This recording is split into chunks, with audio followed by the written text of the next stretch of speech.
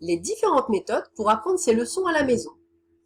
Après avoir visionné cette capsule vidéo, tu auras le choix pour trouver la méthode d'apprentissage qui te correspond le mieux. En effet, il n'existe pas qu'une seule méthode efficace pour apprendre. Chacun doit alors trouver sa méthode pour apprendre efficacement ses leçons. Nous allons maintenant présenter ces différentes méthodes. C'est parti! Avant de commencer, il est très important que tu comprennes ce que tu as à apprendre pour faciliter ton apprentissage et mieux le retenir. Pour cela, il est bien de te poser des questions sur ta leçon pour la structurer et voir ce que tu as déjà retenu et ce qu'il te reste à apprendre. Il est aussi très efficace de te représenter dans ta tête ce que tu es en train d'apprendre. Il faut alors associer un mot avec une image. Par exemple, lorsque tu rencontres les mots voiture ou château, il faut imaginer une voiture ou un château dans ta tête. Tu peux aussi te créer une histoire. Par exemple, si tu as une liste de mots à apprendre par cœur, tu peux associer chacun de ces mots à une image et en les associant, te créer une histoire ayant un sens. Cela t'aidera à mieux les retenir.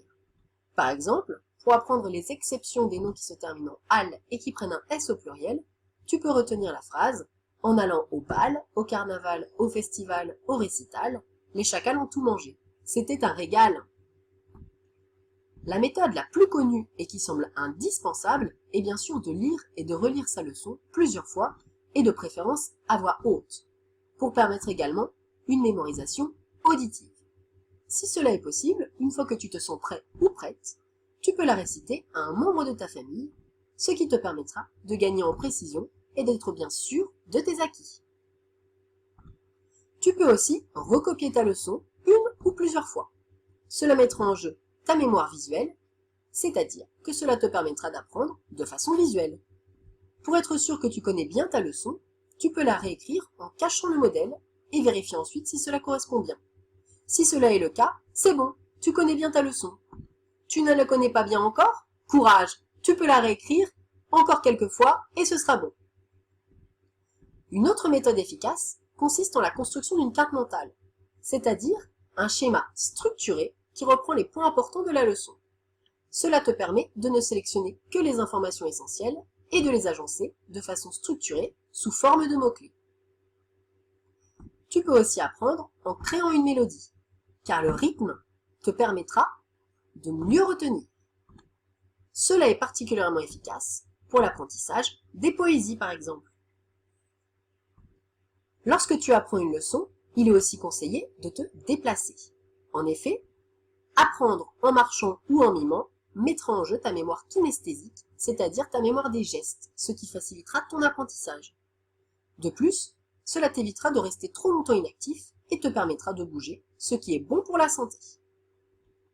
Enfin, t'auto-tester après chaque apprentissage permet de t'assurer que tu as bien compris et bien retenu. Il faut que tu te poses une question et que tu y répondes après. Cela renforce aussi ton processus d'apprentissage, ce qui te permettra sur le long terme d'être plus efficace dans tes différents apprentissages. Par exemple, tu peux te créer des flashcards pour les tables de multiplication. D'un côté, tu écris la table, par exemple 3 x 9, et de l'autre, le résultat, 27. Comme cela, tu peux t'entraîner tout seul et t'assurer que la notion est acquise. Quelle que soit la méthode qui te correspond le mieux, il est bien que tu joues au professeur devant ta famille. Si tu es capable de réexpliquer clairement et avec tes propres mots les points importants de ta leçon, c'est gagné. Tu connais bien ta leçon.